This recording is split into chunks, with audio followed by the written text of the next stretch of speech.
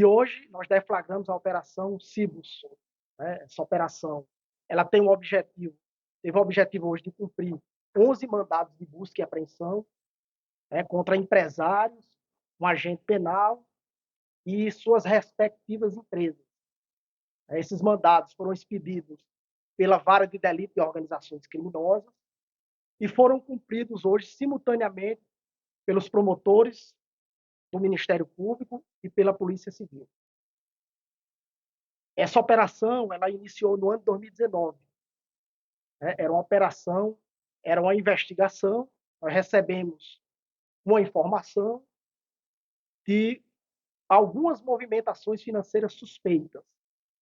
Com base nisso, nós começamos a investigar através do ajuizamento de medidas cautelares e constatamos a existência de um grupo criminoso formado por empresários, por pessoas jurídicas, pela presença de um agente penal e pela presença de laranjas. Né? E qual era o objetivo, a finalidade dessa organização criminosa? Eram empresas que atuavam e atuam no ramo de gênero alimentício e que forneciam esses alimentos para órgãos do Estado aqui do Ceará.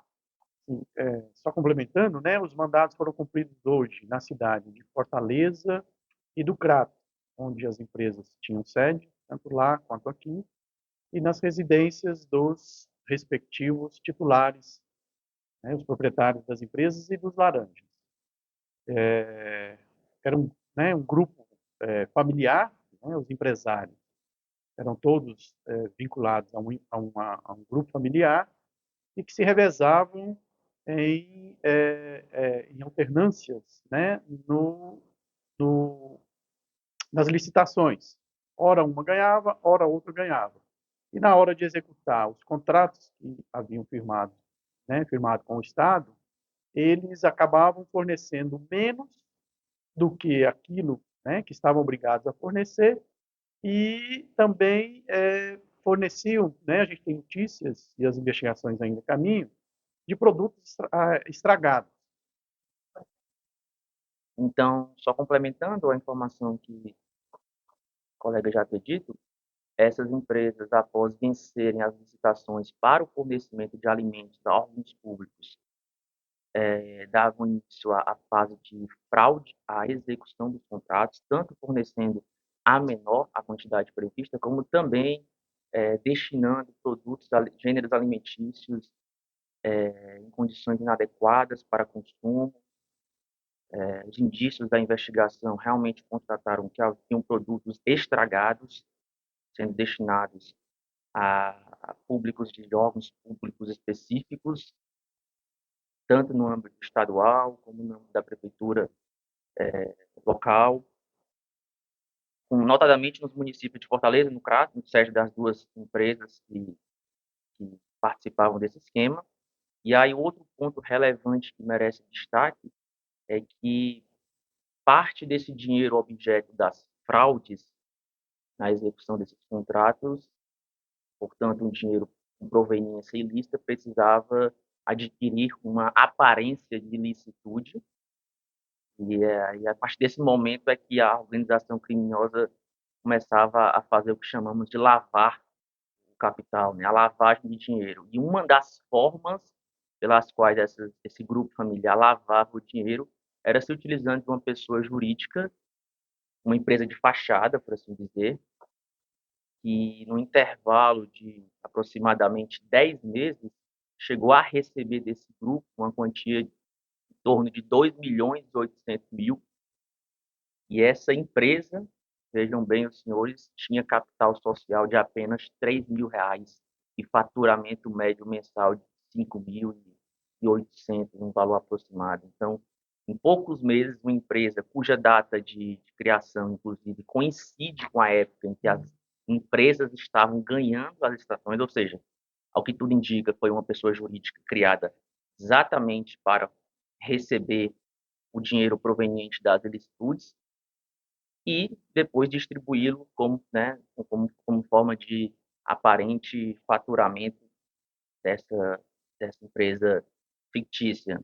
E só mais um detalhe, os sócios dessa pessoa jurídica faziam parte de um segundo grupo familiar que estava envolvido no contexto da organização criminosa como um todo.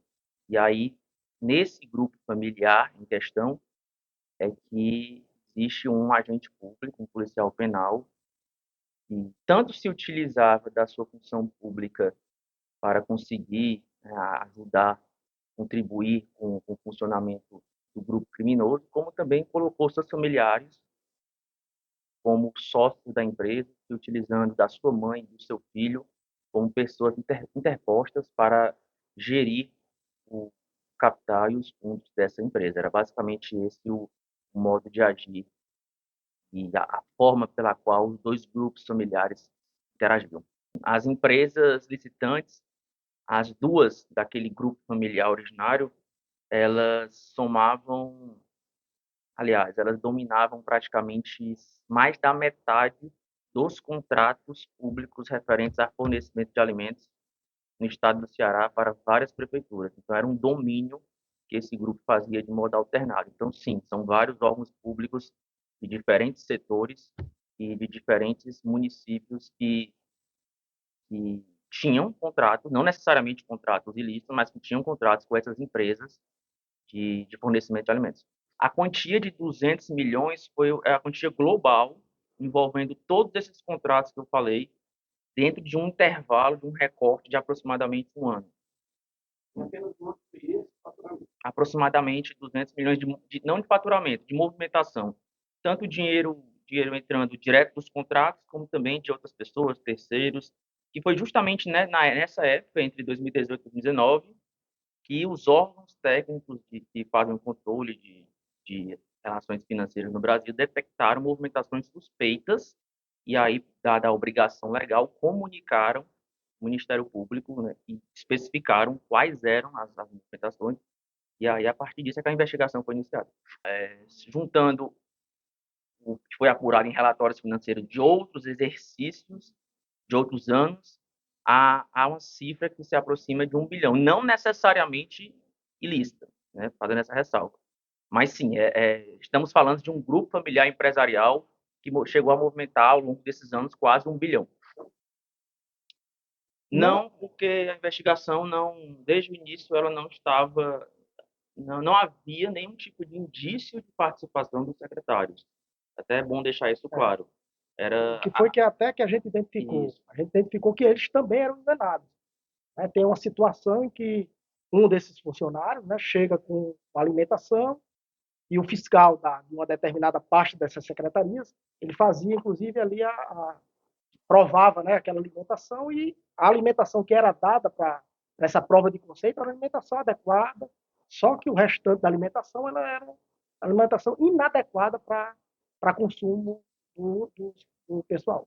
Porque essas duas grandes empresas, elas de fato existiam, trabalhavam, né, tinham a expertise no ramo, inclusive com atuação em outros estados da federação, mas elas se aproveitavam disso para fraudar principalmente a execução do contrato, oferecendo, destinando quantia menor, inadequada, produtos estragados para assim lucrar, né, e a partir disso fazer a movimentação que a gente comentou. Hoje, apreendemos celulares, equipamentos eletrônicos, documentação vinculada a essas empresas, e todo esse material vem justamente para confirmar e trazer novos elementos para a investigação. Inclusive, a possibilidade de a gente encontrar dentro da investigação agentes públicos envolvidos, notadamente na questão das licitações, que eram redirecionadas. Essas licitações eram redirecionadas para essas empresas, cláusulas que limitavam ali a competitividade e acabavam direcionando, porque só essas empresas tinham capacidade para atender aquela demanda. Essas buscas e apreensões, elas funcionam tanto como meio de obtenção de prova, a fim de confirmar que o Ministério Público, o GAEP, específico, apurou de outros elementos, como também o que foi colhido hoje servirá para aprofundamento da investigação e aí possivelmente revelar outros empresários ou agentes públicos que estejam envolvidos nessa organização. Né, poderão ou não revelar. Mas, em princípio, né, onde há direcionamento de licitação, né, a praxe, né, as investigações que a gente já fez anteriormente mostram que geralmente tem sim o envolvimento de agentes públicos. Né, mas nós estamos numa fase muito embrionária da investigação e ainda não chegamos, né, se é que existe, a participação de servidores públicos. Né? Acreditamos que sim, possa haver, né, mas isso as investigações é que irão, né, o prosseguimento das investigações é que irão mostrar. Em princípio, não temos, né, a indicação de envolvimento de agentes públicos. Inclusive, o principal foco maior do fornecimento eram as unidades hospitalares e estabelecimentos prisionais.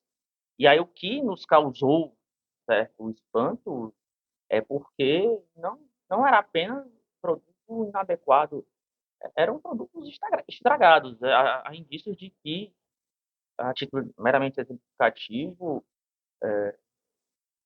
pães mofados eram servidos, quentinhas estragadas, com feijão com cheiro forte, relatos de pessoas afirmando isso, frutas com larvas. Só até mais um ponto para a gente colocar, por exemplo, nós fomos aqui, eu fui, por exemplo, nessa empresa Trade, né, que supostamente recebeu esses valores, e é um cubículo, né, que era uma mini padaria, e que a gente ficou lá entre 40 e 45 minutos e só entrava gente para comprar 10 pães, 15 pães, era praticamente só se vendia pão lá no local. E aí, para os senhores também entenderem toda a dinâmica de como funciona, a gente, durante o cumprimento do mandado de busca e apreensão, a gente descobriu que o que a gente está investigando, existe já uma outra padaria que não estava no nosso círculo, que a gente teve a informação e agora a gente vai abrir também essa investigação para saber se essa outra padaria também está incluído nisso que a gente imagina ser uma lavagem ou se, nesse caso, é lícito. Então, assim, a gente vai encontrando, a gente vai caminhando e vai encontrando indícios e a partir daí a gente vai trabalhando. Somente com o estado do Ceará, no intervalo aí de uma década, considerando 2010 a 2020, essas duas empresas elas firmaram mais de 110 contratos que superam a cifra de 1 bilhão. 1 bilhão em uma década para essas duas empresas, só de contratos com o Estado. Ainda tem contratos, mas isso, o grupo, precisamente em relação à empresa A, está colocada como empresa A, né? A primeira, pronto. A empresa 1, em relação à empresa 1, foram 52 contratos firmados apenas com o governo. E com a empresa 2 foram 63 contratos. Fora, repito, as avanças firmadas com órgãos municipais.